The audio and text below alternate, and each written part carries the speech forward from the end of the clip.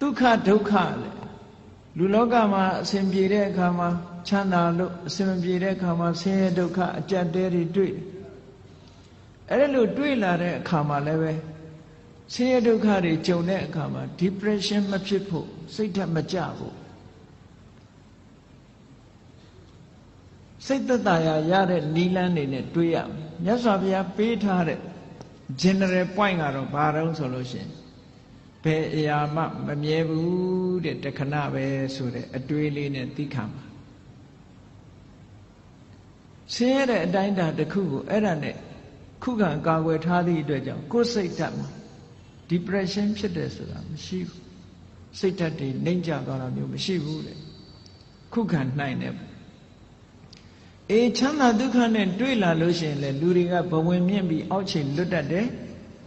အဲ့ဒါလို့မဖြစ်ရအောင်လည်းပဲခုနကအေးချမ်းသာတယ်ဆိုတာလဲထာဝရမဟုတ်ဘူးတခဏမျှတာဖြစ်တယ်လို့မှန်ကန်တဲ့အတွေးလေးတွေနဲ့တွေးပြီးတဲ့အခါမှာကိုယ့်ရဲ့စိတ်ဓာတ်ရိမ့်ရိုင်မှုမရှိအောင်ကြန့်ခိုင်အောင်ကြိုးစားရမယ်ဒါကိုပြောတာကောင်းဆိုးလောကရန်ကြန့်ကြန့်ခံဘဝကိုလှလှပပဒီဆောက်ချင်ဟောဒီလောကရန်ခန္ဓာရည်ရှိဖို့ကြိုးစားရမယ်ဒါနံပါတ်1နော်လောကရန်ခန္ဓာအောင်ကြိုးစားဘယ်ပုဂ္ဂိုလ်ပဲဖြစ်ဖြစ်လောကရန်ဆိုတာရှိတာကြည့်ပဲ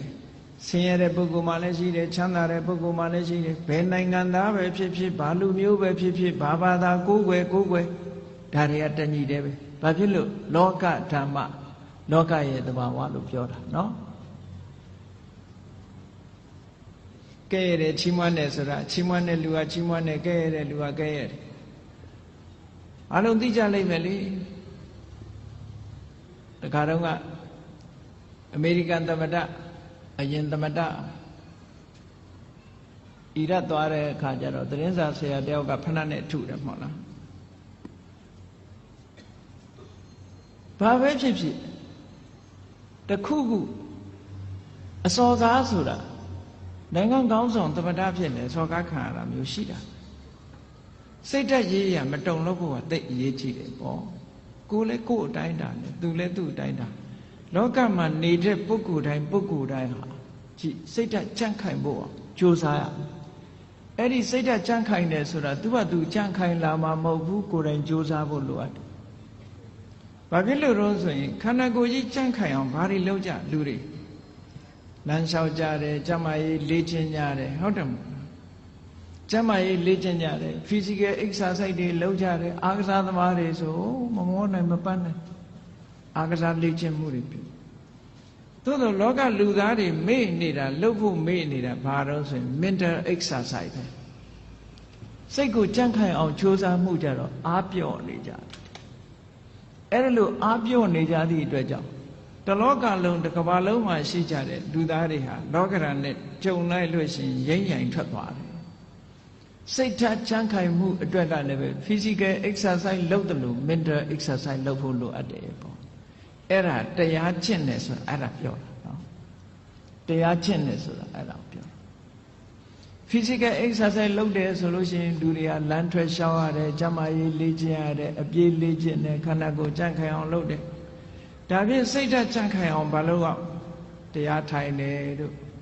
စိတ်ဓာတ်လေ့ကျင့်ခန်းယူတယ်စိတ်တည်ငြိမ်အောင်ကြိုးစားတယ်ကိုယ်အိမ်မှာကိုယ်နေရင်ကနေပြီးတော့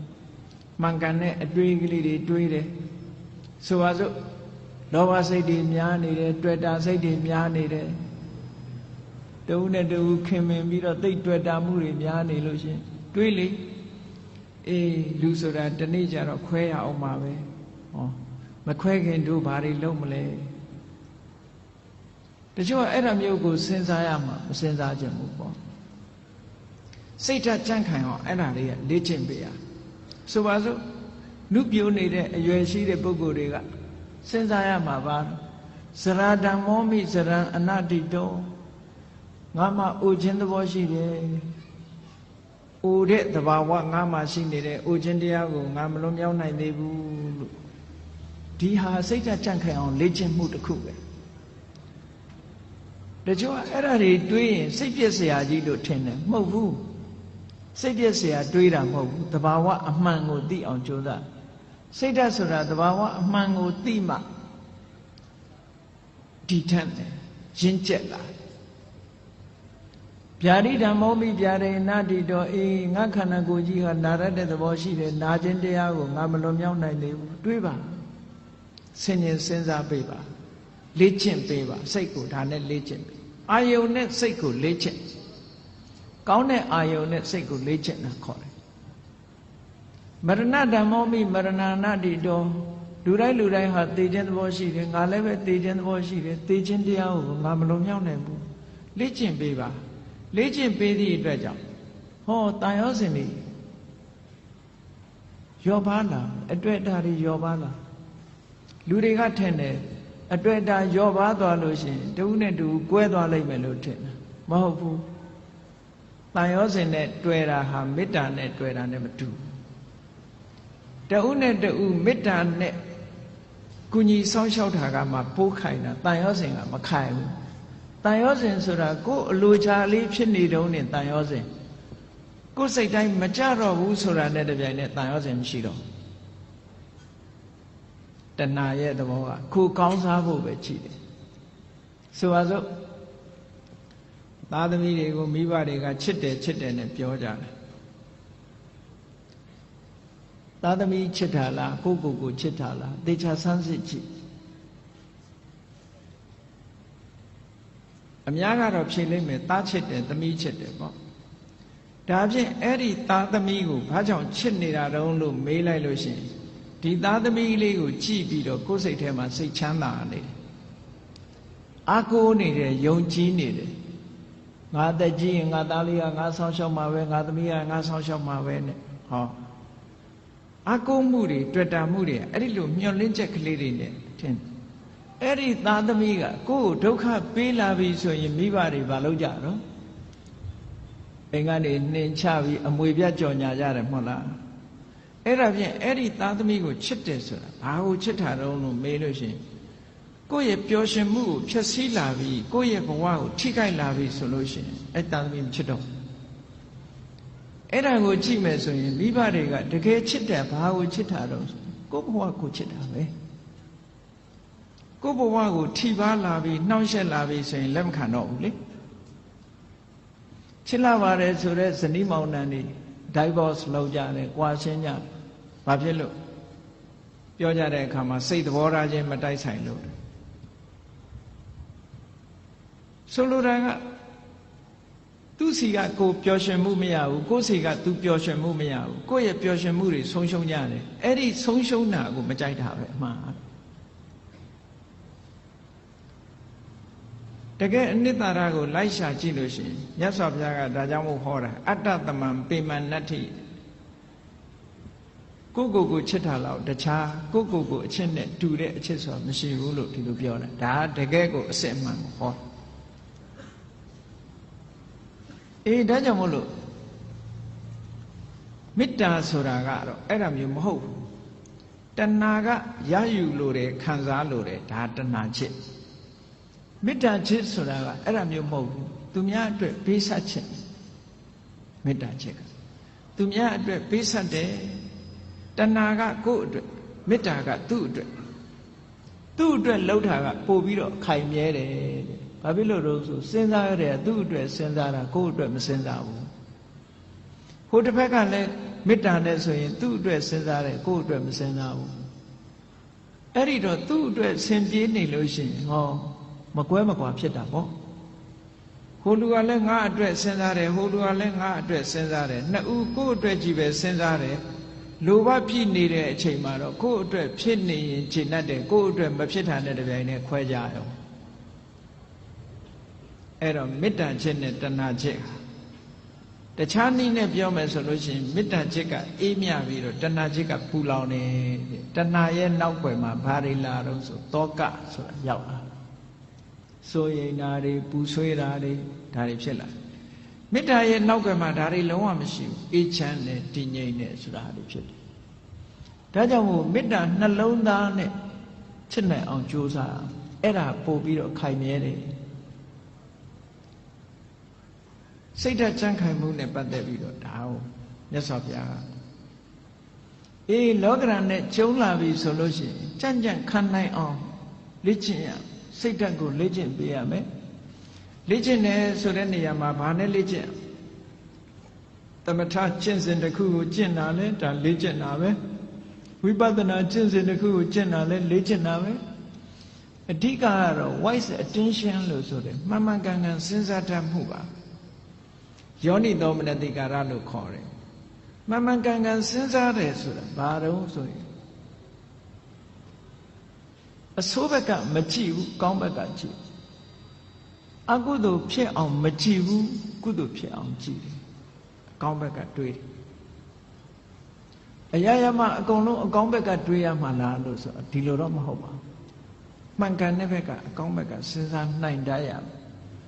အဆိုးဘက်ကကြည့်လို့ရှိရင်အဆိုးဆိုတာအပြစ်ကိုကြည့်တဲ့အခါမှာအရာရာမှာအမှန်ကိုကြည့်ဖို့လိုအပ်တယ်ပေါ့ဆိုပါစို့လူတယောက်ပေါ်မှာကိုယ်ကဒေါသဖြစ်တယ်ဒေါသဖြစ်တယ်ဆိုတာ तू ဘာအတွေးနဲ့ तू ဒေါသဖြစ်တယ်လဲလို့ဆိုရင်ဟေးဒီကောင်ကငါ့ကိုစော်ကားတယ်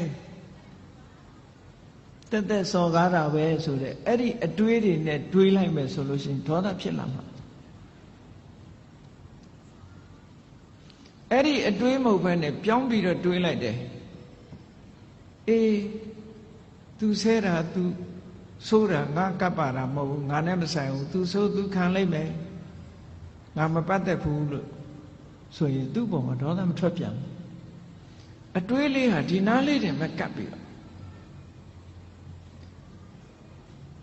ခွင့်လွတ်တတ်တဲ့အတွေးဆိုတာလည်းရှိ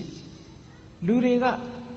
ကိုကြတော့ခွင့်လွတ်တယ်သူများကြတော့ခွင့်မလွတ်ဘူးဆိုတာလောကမှာထင်ရှားတယ်နော်ကိုကြောင့်ဖြစ်လို့ရှိရင်မတော်တဆလို့ပြောတယ်သူများကြောင့်ဖြစ်လို့ရှိရင်နမောနမဲ့လို့ပြောတယ်တကယ်ကိုအဲ့ဒါလို့ဖြစ်တယ်နော်သူများကြောင့်တစုံတစ်ခုဖြစ်သွားရင်ဟာဒီလူကနမောနမဲ့နေလို့ဖြစ်တယ်ကိုကြောင့်ဖြစ်ရင်တော့မတော်တဆသူများကြောင့်လည်းမတော်တဆလို့တွေးလိုက်ရင်ဒေါသမဖြစ်တော့ဘူးအဲ့ဒါဩမတော်တဆဖြစ်ရှာတာပဲနော်ဒါစိတ်ဓာတ်ရဲ့အကြံ့ခံမှုတွေပဲကိုယ်ကိုလေ့ကျင့်ပေးရမှာအောင်ပြောတာသူများပေါ်မှာအပြစ်နေမြင်နေသေးတဲ့များကာလပတ်လို့မေတ္တာဆိုတာသက်ဝင်နိုင်ဖို့မဖြစ်ဘူးတဲ့ဘယ်ရာပဲဖြစ်ဖြစ်အစဉ်ပြေအောင်စဉ်းစားတတ်ဖို့လိုတယ်ပေါ့အကောင်းဘက်ကကြည်တာတွေဟာစိတ်ဆင်းရဲမှုကိုကာကွယ်ပေးနိုင်တာတော့သိကြတယ်ပုံမြင်လေးတစ်ခုရှိတယ်မြေထားမောင်းတဲ့မြေထားမောင်းသမားတစ်ယောက် engine driver မြေထား driver တစ်ယောက်ဘယ်တော့ဖြစ်သူကအကောင်းဘက်ကကြီးပဲပြောတယ်အဆိုးဘက်ကဘယ်တော့မှမကြည့်ဘူးကောင်းဘက်ကကြီးပဲပြောလို့ရှိတယ်တနေ့ကျတော့ဘာဖြစ်တုံဆိုမတော်တဆသူ accident ဖြစ်တယ်ဆေးရုံတင်လိုက်ရဆေးရုံတင်လိုက်ရတော့ခြေထောက်တစ်ဖက်ဟာမြေထားကျိတ်ပြီးတော့အမတန်အခြေအနေဆိုတော့ခြေထောက်တစ်ဖက်ဖြတ်ရမယ်ကိန်းရောက်သွားအဲ့ဒီမှာသူ့မိတ်ဆွေတွေကသတင်းသွားမေးတယ်မေးရင်သူ့ကိုပြောတာမင်းဘယ်တော့မှဆိုအကောင်းဘက်ကကြီးပဲပြောတယ်အကောင်းကြီးပဲမြင်တယ်မင်းဒီတစ်ခါမင်းကိုမင်းဖြစ်တဲ့အခါအကောင်းမြင်နိုင်အောင်မလားပေါ့အကောင်းမြင်နိုင်အောင်မလားမင်းကိုယ်တိုင်ခြေထောက်တစ်ဖက်ဖြတ်ရတော့မင်းဘယ်လိုလုပ်အကောင်းမြင်မလို့ဆိုအဲ့ဒီလူကပြုံးပြီးတော့ဗာပြောတော့ဆိုလို့ရှိရင်တငယ်ချင်းတို့တဲ့ငါဒီကနေ့ကစပြီးတော့ခြေထောက်ဒီဖဏတ်ဟာတစ်ဖက်ဖိုးသက်သာသွားပြီငါဖဏတ်ဟာတိတ်နှစ်ရံနှစ်ခုမဝယ်ရတော့တစ်ခုပဲဝယ်ရတော့အကောင်းဘက်ကနေကြည့်ပြောတာနော်ဖဏတ်တရံထဲမှာတစ်ဖက်စာပဲငါဝယ်ရတော့မယ်ဆိုတစ်ဖက်ဖိုးငါသက်သာသွားပြီလို့ပြောတာခြေထောက်ဖြတ်ရလို့ဖြစ်ရလေခြင်းဆိုတဲ့အတွေးကိုမတွေးဘူးအေးဖဏတ်တစ်ဖက်ဖိုးသက်သာသွားပြီအကောင်းဘက်ကမြင်တာတချို့နေရာမှာ wise attention ဆိုတာအဲ့ဒါမျိုးကိုပြောတာတစုံတစ်ခုဖြစ်လာလို့ရှိရင်စိတ်ဆင်းရဲနေမဲ့အစားအကောင်းဘက်ကလှည့်တွေးပြီးတော့လှုပ်တင်လှုပ်ထိုက်တာလှုပ်အောင်ဒါပြောတာနော်လှုပ်တင်လှုပ်ထိုက်တာစိတ်ပူပန်တာနဲ့လှုပ်တင်လှုပ်ထိုက်တာဆိုတာနဲ့တခြားစီတချို့ကမကောင်းတာဖြစ်ပြီဆိုလို့ရှိရင်စိတ်ထဲကပူပန်ပြီးတော့ဘာလို့မှမသိညာလို့မှမသိစိတ်တွေဆင်းရဲပြီးတော့အဲ့ဒါလိုနေတယ်အဲ့ဒါလိုမဟုတ်ဒါအဖြေမဟုတ်ဘူး အဖြစ်မဟုတ်ဘူးစိတ်ပူပန်နေမဲ့အစားပူပန်မှုကိုလျှော့ချပြီးတော့ဘာလို့သင့်တယ်ဆိုတာကိုစဉ်းစားဖို့ပဲလိုအပ်တယ်ဟောတာစိတ်ရဲ့စွမ်းရည်တွေကိုဒီလိုလေ့ကျင့်ပြရမယ်လို့ပြော